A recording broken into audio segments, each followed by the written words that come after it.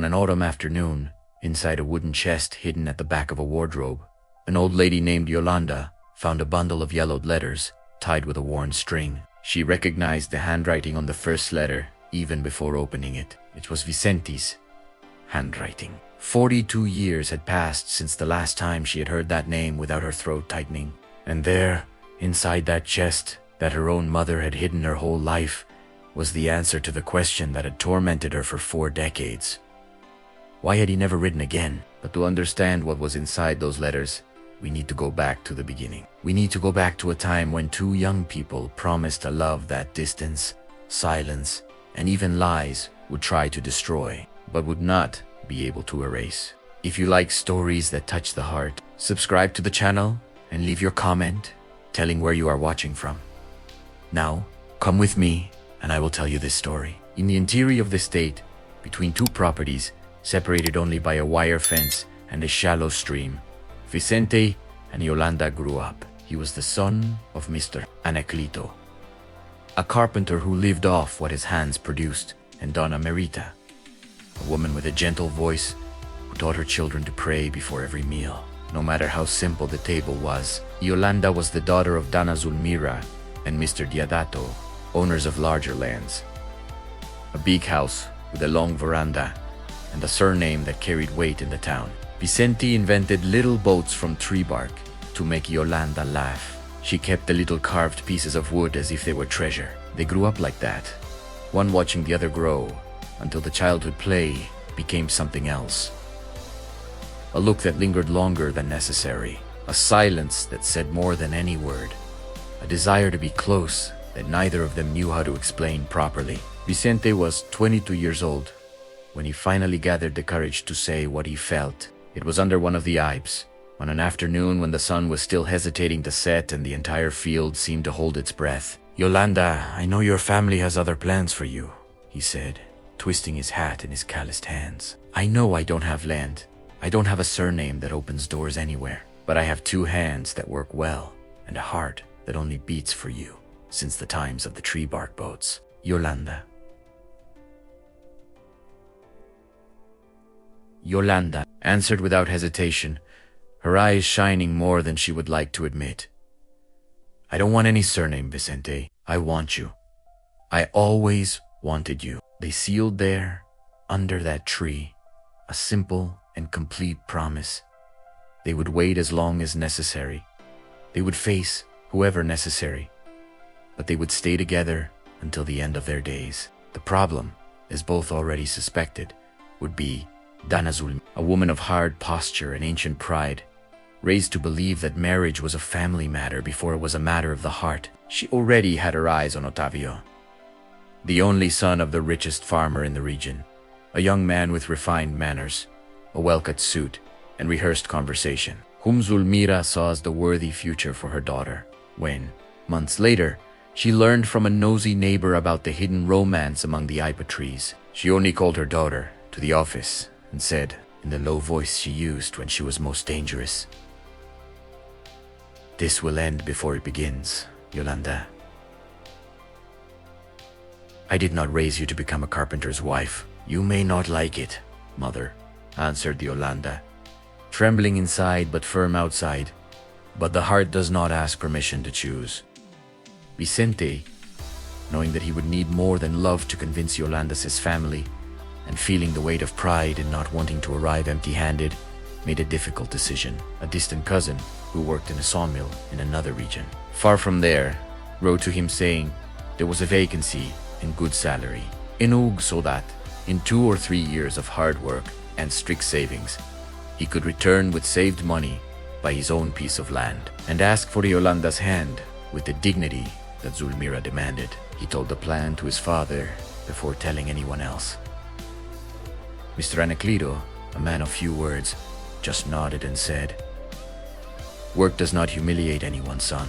What humiliates is giving up what you love, out of fear that the path will be long." On the eve of his departure, Vicente and Iolanda met for the last time under the ipe, now larger, more leafy, silent witness to everything they had lived there. "I will write every week," promised Vicente. holding her hands as one holds the last certainty one has in the world, even if it is just one line, one sentence, one "I am well, and I think of you. You will canoe every single day that I still think of you, no matter the distance. And I will answer every single day," said Iolanda, her eyes already wet. "No matter what my mother says, no matter how many doors she closes, this promise is mine, Vicente. It is not hers, so you don't forget that. Wherever I am, this heart continues to beat here."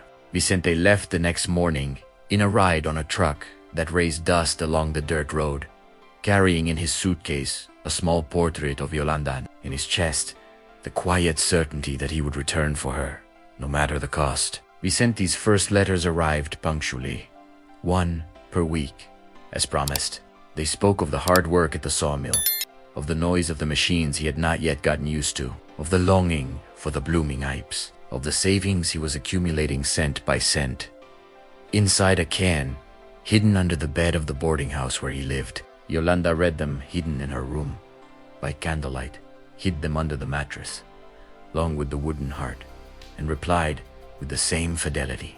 What Iolanda did not know was that Donna Zulmira, suspicious of her daughter's suspicious silence during the afternoons, and the frequent trips to the gate when the postman passed, had discovered the hiding place, a space behind a loose drawer in the wardrobe in the room. Risking a fight that she knew she might lose, she chose a quieter and crueler path. She began to intercept the postman before he reached the main gate, under the pretext of sparing the boy the walk up there. Every letter from Vicente that arrived, she kept without delivering it. Every letter that Iolanda wrote and left, confident to be posted by the same postman. In a few months, silence settled on both sides. Vicente, far away, without receiving a single line for weeks, began to torment himself during the nights in the cold boarding house. Did she give up? Did her mother get what she wanted? Has Otavio already taken my place under the apple? Even so, he continued writing, week after week, even without a response, because a promise made under a tree is not broken by wounded pride. Iolanda, for her part, saw the weeks pass without any news, and felt her chest tighten in a way she did not know how to name properly. Each day, without a letter, was one more day of doubt, one more thread pulled from the hope she tried to hold with both hands. But even without receiving a response, she continued writing, because she too had made a promise. Donna Zulmira, seeing that time alone did not erase her daughter's feeling, tightened the siege. She began to insist, almost daily, on Otavio's name. She organized dinners, balls at the town's club headquarters, arranged visits under various pretexts. Iolanda refused, polite but firm, enduring her mother's disapproving looks at the table, until the day when Zulmira, tired of being contradicted, lost her patience completely. That boy disappeared. It has been more than a year without news. A man who loves does not disappear like that. Open your eyes before your whole life passes, waiting for a ghost who may not even remember your name anymore. He did not disappear. "Mother?" answered Iolanda, her voice trembling but her eyes dry, hardened by the stubbornness she had inherited from her own mother without ever admitting it. "Something happened. I feel it, and even if he never writes again, I promise to wait, and I will honor my word until the last day, with or without your blessing." There were 3 long years of silent and painful waiting. Iolanda refused 3 marriage proposals from Otavio, each refusal increasing her mother's contained fury, each refusal costing nights of hidden crying, of doubt, of unanswered questions that she herself did not know how to answer. Vicente, for his part, worked double shifts, suffered a serious accident at the sawmill when a poorly secured log slipped and crushed his right arm against the machine, almost costing him the entire limb. He spent months recovering the strength in his hands, feeling pains that the town doctor said would never completely disappear, and even seek, even alone in a cold boarding house, with no one to take care of him except his own father, who came to visit him from time to time. He never stopped writing, even without ever receiving a single response again. "My son," said Mr. "It has been so long without news from her." "Father," answered Vicente, his eyes watery but his voice firm. "I promised under that IPA that I would wait as long as necessary. I will not be the one to break my own word just because the path became difficult." The day came, almost 4 years after his departure, when he did not tell anyone. He wanted to surprise Iolanda under the IPA, like in the old days. But when he arrived in town, tired from the long trip, he found only Mr. Anacleto. At the door of the house, much older, much more tired, his eyes heavy with news he did not know how to give. "Son," said the father, hugging him tightly before telling him, and "Son, an old neighbor told me something I did not have the courage to write in a letter. It seems that Donna Zulmira was hiding everything that arrived by mail, both your letters and the ones Iolanda sent. She never received any of your words, my son. None." Vicente felt the ground open under his own feet. It was not forgetfulness.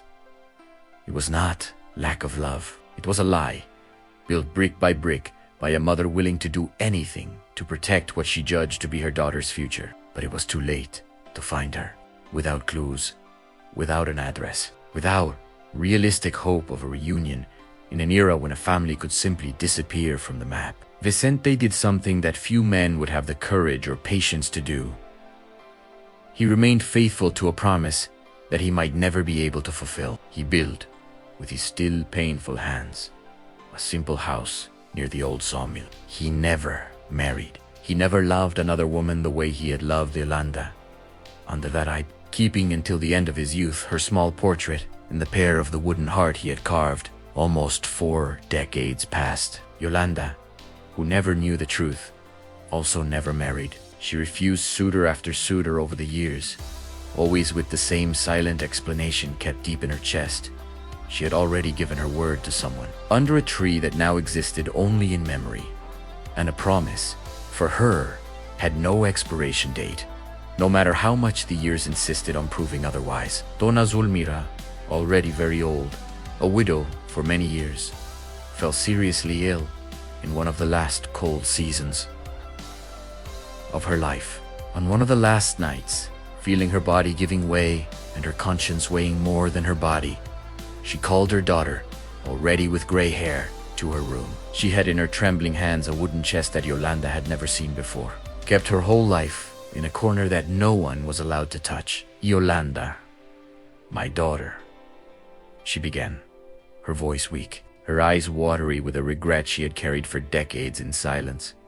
"I need to tell you something before it is too late for me. I did a terrible thing many years ago, thinking, in my stubborn head, that I was protecting you from a difficult life. All of yours too, which I never sent." Iolanda, not understanding immediately, opened the chest with trembling hands, and there they were, dozens of yellowed letters, stacked with an almost contradictory care for such a cruel act, each one a piece of fidelity that had been silenced for years on end. "Forgive me, my daughter," whispered Zulmira, her voice already almost a thread, before closing her eyes for the last time that same night.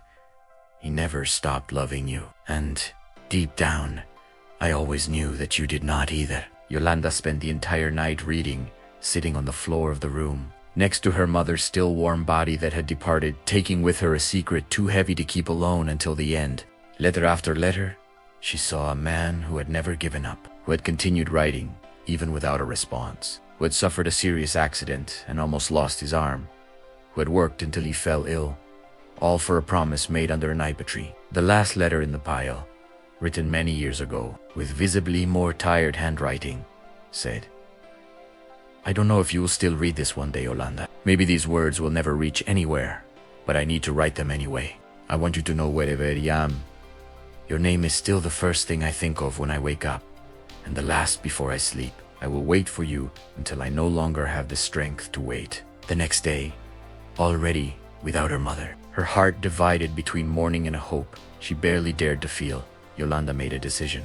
She hired a boy from the town who knew how to handle old documents, registries, and church records to try to locate Vicente, even knowing that the chances, after so many years, were small. There were weeks of searching, letters exchanged with distant city halls, phone calls full of silences and restarts, until a clue finally emerged.